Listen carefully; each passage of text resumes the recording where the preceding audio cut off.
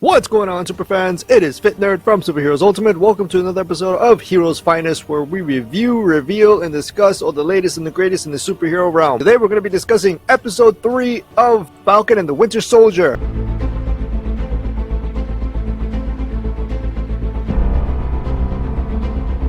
Did they finally disclose who the power broker is? Finally, did they unleash the mutants onto the MCU? Let's break it down. Now, of course, before we break this down, here's your warning. If you have not seen episode 3, pause this video, give us a like, hit the subscribe button, check out our last video, which we discussed 1 and 2. Let's dive in. Baron Zemo is back in the picture, and he is getting jiggy with it. That's right, one of the most underrated villains in the entire MCU has finally come back into the picture, and yes, he is severely underrated, and he really is one of the most dangerous villains in the entire MCU because Zemo himself was the reason why the Avengers broke up in the first place, and because the Avengers weren't together, Infinity War happened, everybody got their ass kicked, half the universe died, suffered 5 years worth of the blip, and we got this crap of Professor Hulk, and it's all Zemo's doing. Within this episode, we get our very unlikely trio of Sam Wilson, Bucky Barnes, and Baron Zemo teaming up to find out more about the Super Soldier Serum.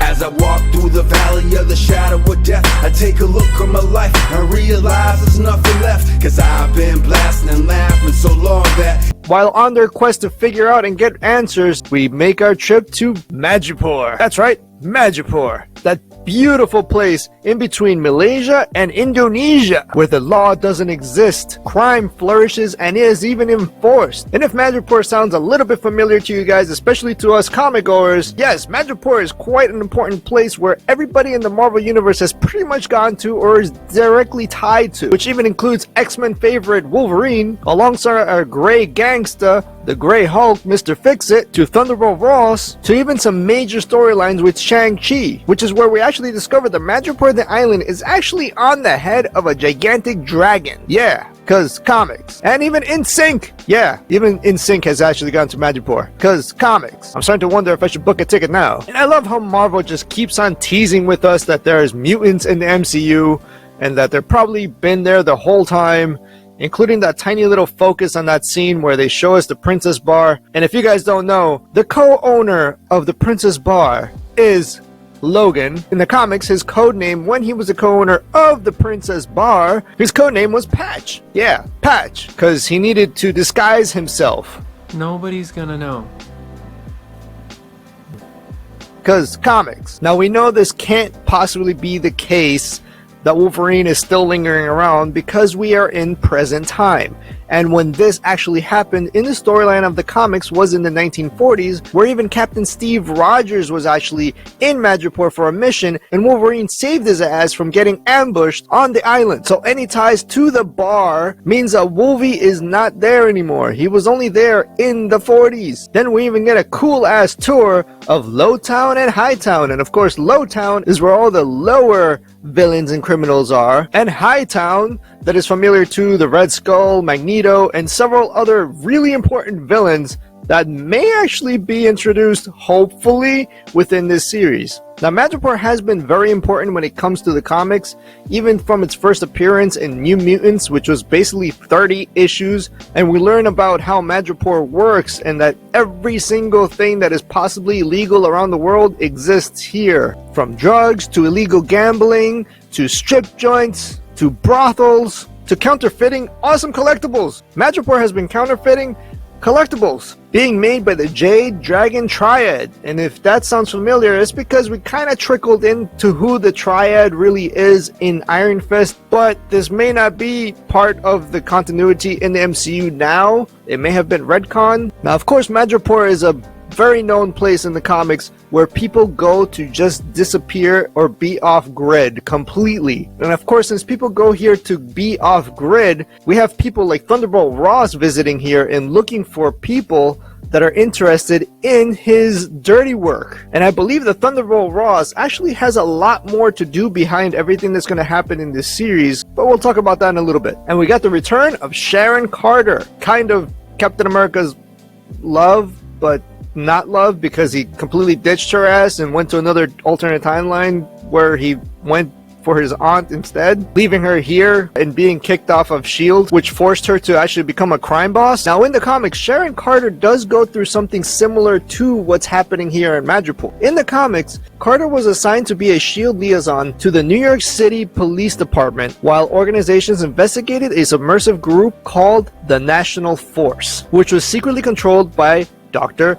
Fascist. Now, Dr. Fascist was a doctor psychopath that had total mind control of Sharon Carter and made her do some bad stuff. And one of the orders from Dr. Fascist, the comics, was actually to activate a self-destruct device that was in her costume, and she was believed to be dead. And it was later revealed that Carter's death was staged by S.H.I.E.L.D. director Nick Fury so that Carter could go on to perform an even more dangerous assignment. However, something went wrong and Carter was believed dead by S.H.I.E.L.D. and left abandoned behind enemy lines. Now, since she was abandoned by S.H.I.E.L.D., out of her resentment, she ended up becoming an agent for Red Skull. Now, this sounds a little bit familiar because in the MCU, Sharon Carter helped out Captain America by getting the S.H.I.E.L.D. and the wings of the Falcon to bail them out to help Bucky get the hell out of there. And she may have resentment towards them and even S.H.I.E.L.D. Now, it may be possible that somebody is actually having mind control over Sharon Carter, just like what happened to Bucky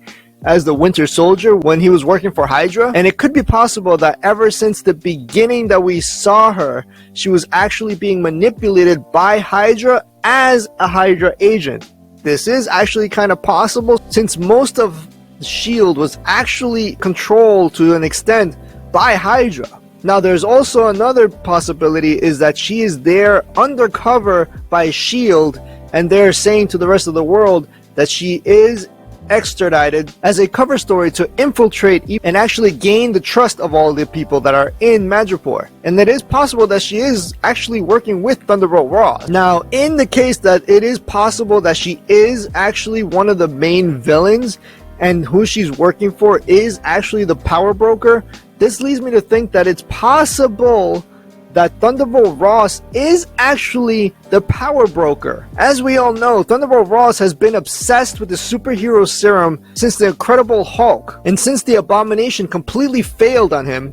And it could be possible that he was the one that actually saved Dr. Nagel and placed him in Madripoor and is actually the one that is funding him to recreate the superhero serum. And even more evident that it could actually be Thunderbolt Ross that is the power broker is that Dr. Nagel actually mentioned that he had access to an American soldier to be tested on, which means that Thunderbolt Ross was actually the one that gave Dr. Nagel the access to further study Isaiah's blood. And then we actually get our first look at Selby, and let's not forget that Selby may actually be working for Thunderbolt Ross also, and Selby in the comics was a mutant, so it could be possible that they introduced a mutant finally in the MCU.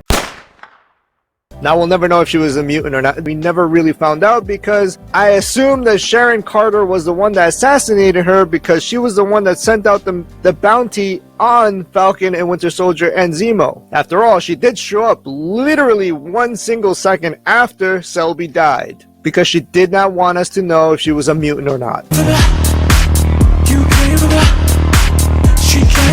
So what do you guys think? Do you think that Sharon Carter is actually one of the villains working under a bigger villain? And do you think that Sharon Carter is possibly being mind controlled and still has ties to Hydra? Or is she actually working for Thunderbolt Ross and Thunderbolt Ross may actually be the power broker? Drop it in the comments below. As always, superfans, if you enjoyed this video, give us a like, smash the subscribe button, turn on the notifications, and if you want to show some support for the channel and get some cool apparel and collectibles, I placed the link in the description below. Till next, superfans, this is Fit Nerd, over and out.